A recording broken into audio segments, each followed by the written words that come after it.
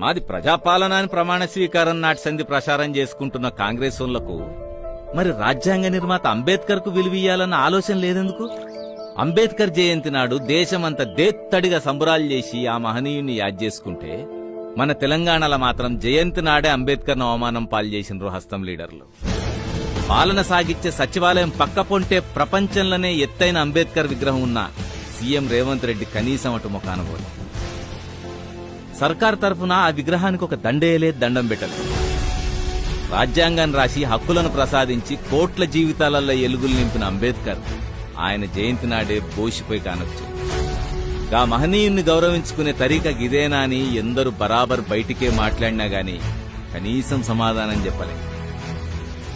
అయినా అసలు రాజ్యాంగం మీద అంబేద్కర్ మీద మీకు గౌరవం ఉంటే కదా, గుళ్లకు పోతే డిప్యూటీ సీఎం అని కూడా చూడకుండా దళితుడని సమానంగా కూసోనియకుండా అహంకారం చూయించే కాంగ్రెస్ లీడర్లకు అంబేద్కర్ అంటే కొందరు మనిషే.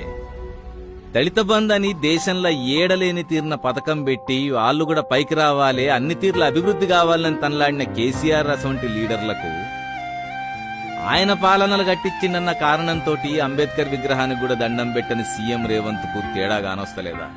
మొత్తం తెలంగాణ చూస్తలేదా? బీఆర్ఎస్ ది దొరల పాలన అనుకుంటా మస్తుగా మాట్లాడిర్రు కదా. ఇవాళ అంబేద్కర్ కు విలువయ్యని